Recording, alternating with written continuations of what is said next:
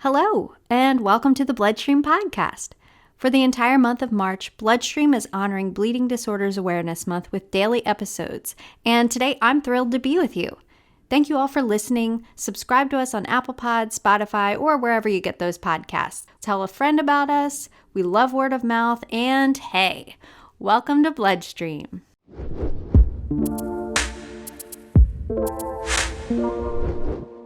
My name is Mel Forrest. I'm a producer here with Believe Limited, and I also write and host the most recent season of another podcast called The Pain Pod. With over 50 million people in the U.S. suffering from chronic pain, what do we really know about pain? Well, we attempt to answer this and other pain-related questions through clinician interviews and patient experiences. You can stream The Pain Pod on bloodstreammedia.com. But enough about me. Let's dive into today's topic.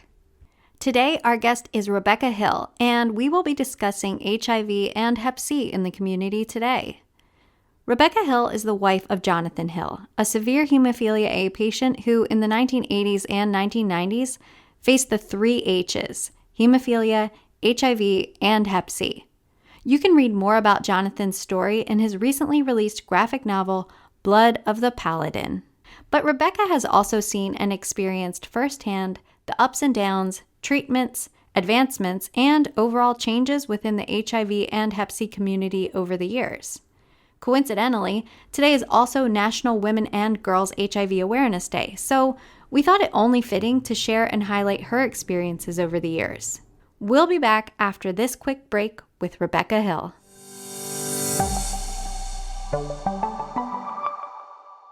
Can you tell maybe a little bit about your relationship to HIV and the HIV community, as well as hemophilia? Yeah, I don't even remember not knowing necessarily, but obviously through my husband, Jonathan, I have become a lot more educated. I did grow up with, my mom was a nurse, so I always felt like I had this kind of health background. Probably knowing just enough to make me kind of dangerous, thinking I knew more than I did, but she was always really open about her knowledge and her experiences, so I don't know, you just kind of know what you know, or you think you know, and you don't really ever remember not knowing.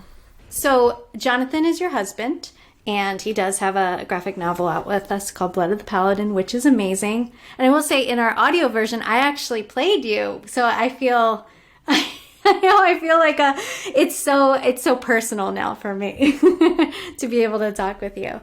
But what were some of the biggest misconceptions about HIV and AIDS as you were growing up, and when you met Jonathan? What were some of those big misconceptions that now today people don't even consider? Yeah, well, John was always really aware of misconceptions and prejudices. I tend to be a believer of in the good in people and best case scenario. So I don't always see the behaviors that could be construed as prejudice. But I did know, I mean, we did live in a smaller community. And so I probably was pretty sheltered. And I was a kid, really, when it really became huge in the 80s. But I did know that there was a stigma that this was really a gay issue, So, and that was both horribly prejudiced and dangerously misleading, because it really kind of gave you a false sense of security. If you weren't gay, this wasn't your problem. But on the other hand, there was a lot of misconception about the spread, just by touching somebody or sharing a meal with somebody. I think fear just tends to create a lot of false information, and yeah. So probably as a kid I had a different perspective, but that's some of what I can remember.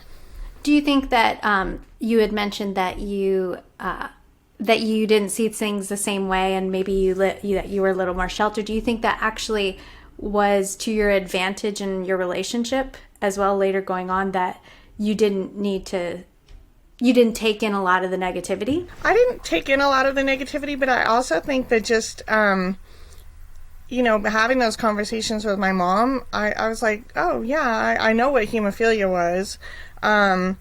And so it kind of made sense to me that, oh, okay, so if you had blood transfusions, you were probably exposed to, at that time, I think all we really knew was HIV, but it really wasn't a big deal to me, which maybe it should have been. But again, I think you don't know what you don't know, and you kind of think you're invincible when you're a teenager and in your 20s. But it just seemed, I guess I'm just super logical, so I thought, well, John already knows the precautions, and so if we're just smart, then it shouldn't be a problem. Yeah, that's wonderful to hear. And I'm sure that your mom, having that knowledge from your mom also helped you to make the decisions that you needed to make. So yeah, and my mom is a pretty level-headed, logical person too, so I don't ever remember her even questioning my relationship with John. She just, she liked him. Actually, first time she met him, she thought he was amazing. So I'm like, okay, I guess we don't have a problem with anything. Yeah. So, that really, I think as a mom now, I'm a little surprised maybe it wasn't a concern to her, but, I think we'd always just been so open, and she's like, well, you're smart, you'll be smart, so not a problem. That's wonderful. That's so wonderful to hear. Did you find that there were challenges, though, throughout your relationship? And these can be, internally, externally, or just logistically that you guys had to face together and as well on your own? Yeah, there were a lot. A couple that I remember, the first big challenge, I guess, that we really had was deciding to start a family. Now we got married in 99, so it would have been the early 2000s. And we explored all of the options that were available at the time and all of the expense and the pros and cons. And to be honest, I really have no idea how I did all that before Google. I remember printing out all these articles and discovering that if we chose to do natural conception, and if I were to contract HIV through natural conception, that they would do this bloodless cesarean for the birth, and the risk to the baby was like less than 1 in 2,000. And I can't believe I can still remember these figures, but it was so mind-blowing at the time, because in my research, I discovered that the risk of SIDS and the risk from defects or complications from amniocentesis were like 1 in 400 and 1 in 1,000. Amniocentesis, which people are like, yeah, sign me up. That was a huge risk. And here I was going to take this tiny, tiny risk, and why wouldn't we? But John's a very cautious person, so he took this information to his team of doctors, and they all felt that he never had a viral count, didn't have a viral count, that really we shouldn't have a problem as long as we minimized, did fertility tracking and minimized the risk of exposure. So this was fantastic news. So I was shocked when a friend, disagreed with that and said we were being selfish for wanting to have a family. And, that we were condemning this baby to. And that was just kind of I couldn't wrap my head around her just anger over it, when all the research was saying that, really the risk was so small. And really, I think the bigger risk was hemophilia, and that was only if we had a daughter, and if she was a carrier, and if she had a son. So my thought process was, well, gosh, by the time I have a grandson, won't medical technology be so much farther along? More mind-blowing, she's a scientist. So it really, I really could never understand what her perspective was. But wow. I wonder, do you think that maybe it's just like fear? Like a fear, like... Yeah, I do. And maybe she knew too much. And she'd seen people suffer, so I really just think, and she considered John's life to have a lot of suffering. And so I think in her mind, we were just creating another situation for someone to suffer the way that he did. And I said, I just don't believe that in 40, 50 years from now, that would be the case. Right. Oh, wow. That's interesting you say about the suffering. Do you view your life, there was a lot of suffering in your life due to the virus and hemophilia at all? Yeah, so I considered the baby planning. So there was a lot of research, and it was a challenge at the time. It was like a drop in the bucket compared to later. We definitely were challenged greatly during John's liver failure. But when you're in it, when you're in the trenches, you don't really see necessarily what the situation, or you don't see it for what it is. You don't see how much he's declining. It was just kind of getting through each hurdle as it came. But he was really sick for about 10 years. But it was the last 4, I think, that really were rough. And it was rough on all of us. And I told him, I said sometimes I felt like it was really just stubbornness and habit that he was up and walking about, just like, because your body's used to that. You get up and you do what you do. But he was just a shell of himself. He wasn't very cognitive. He was losing weight. He just so for years I felt like I was a single parent of 3 kids, really. One was dying, one was on the spectrum, and one was starting to sink into anxiety and depression and really needed more attention from mom, but I didn't have it to give. So I was depressed, I was exhausted, I was definitely struggling, but you just do what you have to do in the day, and you don't really see it. Like, looking back, I'm like, yeah, that was really bad. It was really rough, but you're just trying to keep your head above water.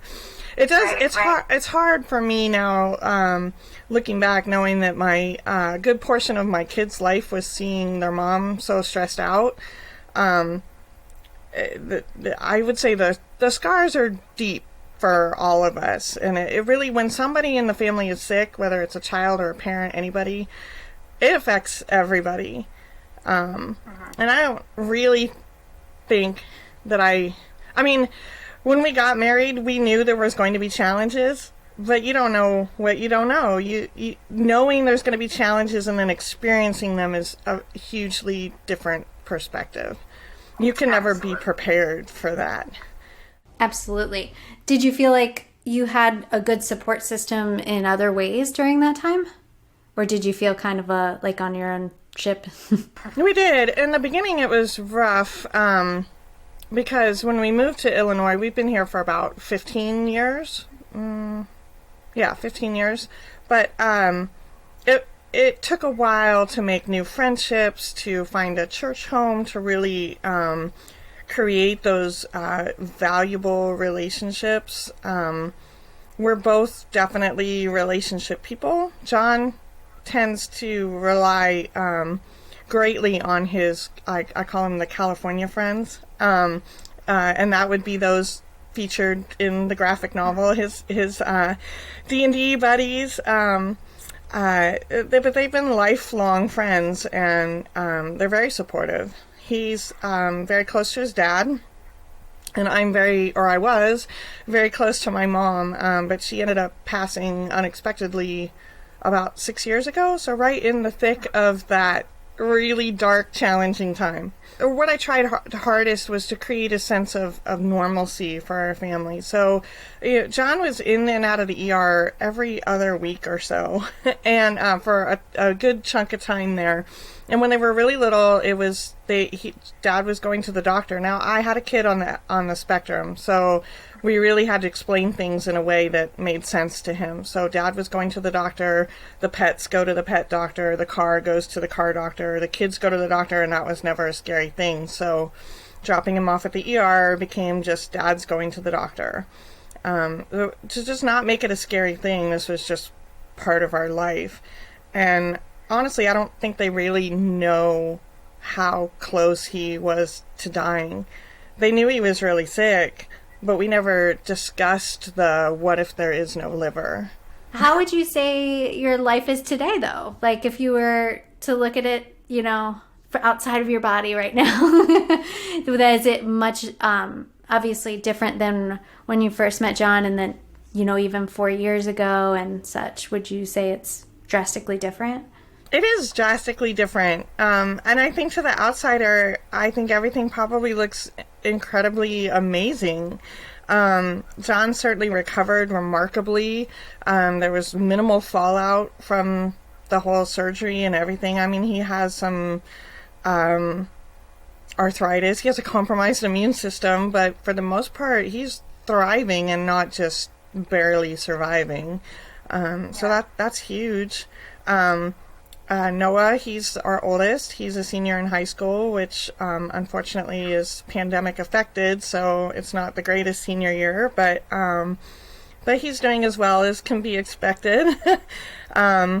And then our younger son's doing a lot better. He's still struggling with some anxiety and what we kind of call PTSD, because he was 10 really when things got really bad and we faced our biggest challenges. So his level of security was rocked pretty hard.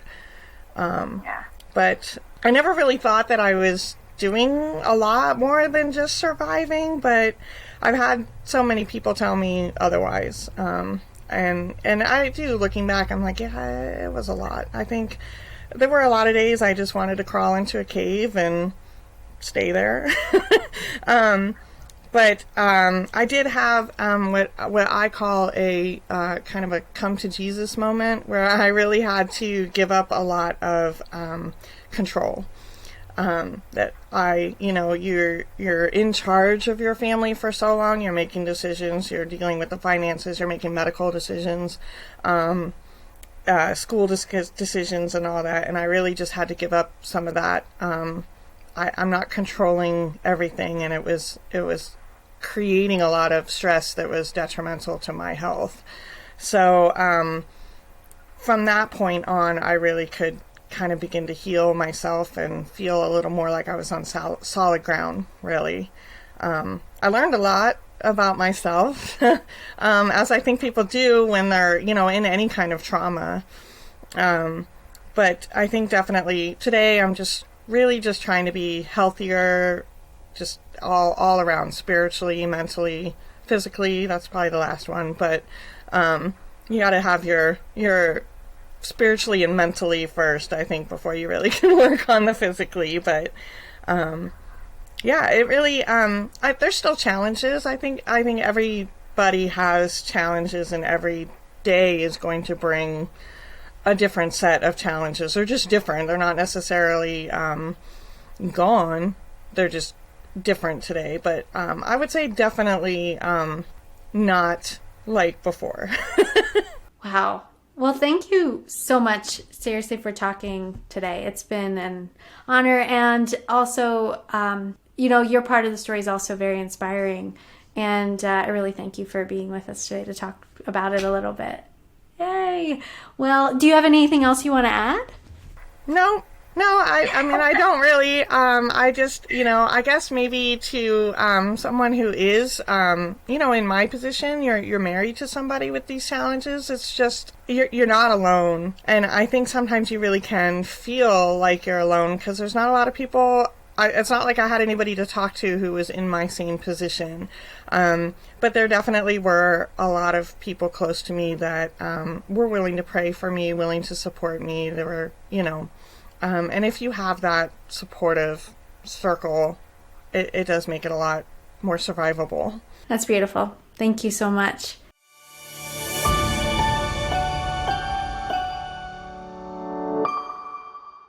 Thank you, Rebecca, for being with us. Bloodstream team for your work on the series. Thank you all for listening. And thanks to Takeda for being the presenting sponsor of the Bloodstream podcast. Check out bleedingdisorders.com to learn more. And that is all for this episode. Circle back to hear all episodes celebrating Bleeding Disorders Awareness Month, and find Bloodstream Media on Facebook, Instagram, and Twitter.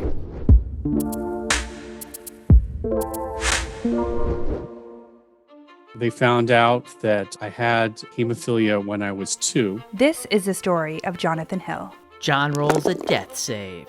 a young boy who discovered Dungeons & Dragons gave him a life filled with adventure. In D&D, you can't win unless you work together as a team. Surrounded by his best friends, John escaped his hospital bed for worlds beyond imagination. I think you're ready to become a dungeon master. This is Blood of the Paladin podcast.